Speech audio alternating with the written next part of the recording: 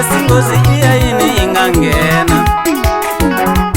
Nikuyima jita kasi nyimpi iya yini ingafika kwala. Kumbe ile iraka meni lahlekini meni tlela.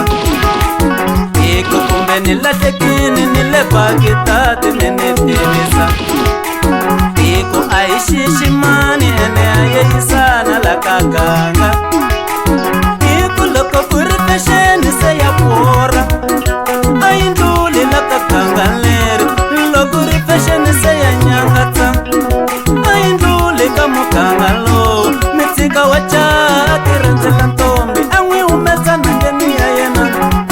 An'wi susa nkuxu lowo numa ati pfuxela nhanyana wa yena.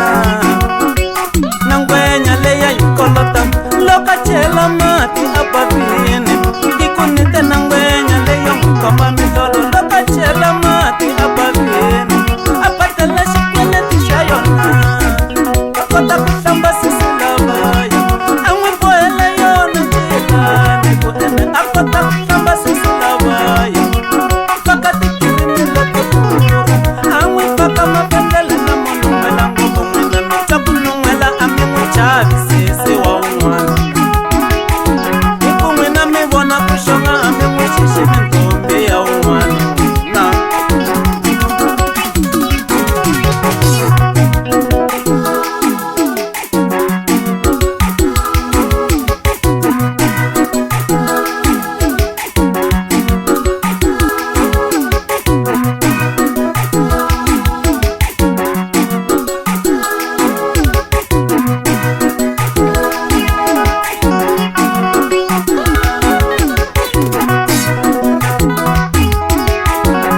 Miri a nghena ka jete a n'wi xipela timpahla leto durha. A n'wi bombisa loko a fika xitolo a n'wi xipela tikatula to durha.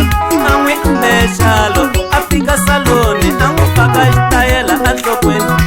Ene wa faneriwa ni ku jikoptira hi n'wi tshama kahle swa minyangatsa a swi mi hundzisi kahle. Mikopondo leriya ri n'wi fanekela ngopfu n'we moboreka a swi mi khomi kahle.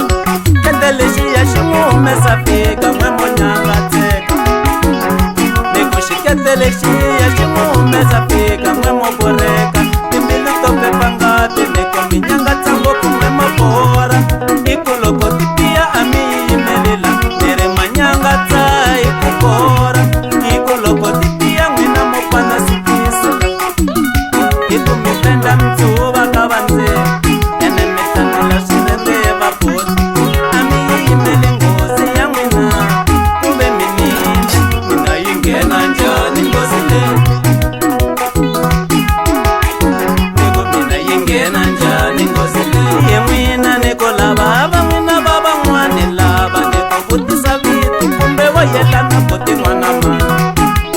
A hi wa wena niku kumbe xivongo niku kumbe mahahla wu swi tivi.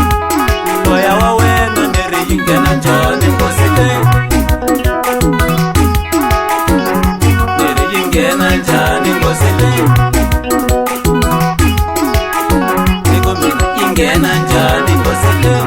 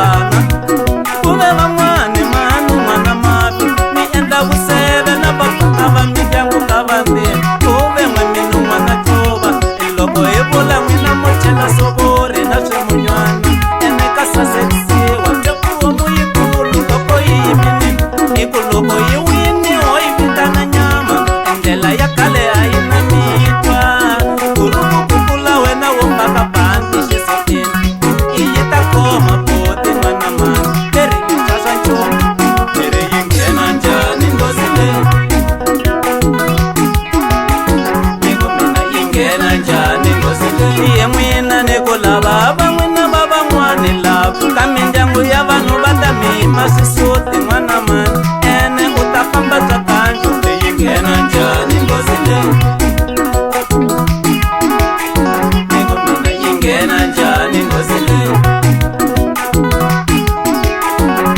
mirhi yi nghena njhani ngozi leyi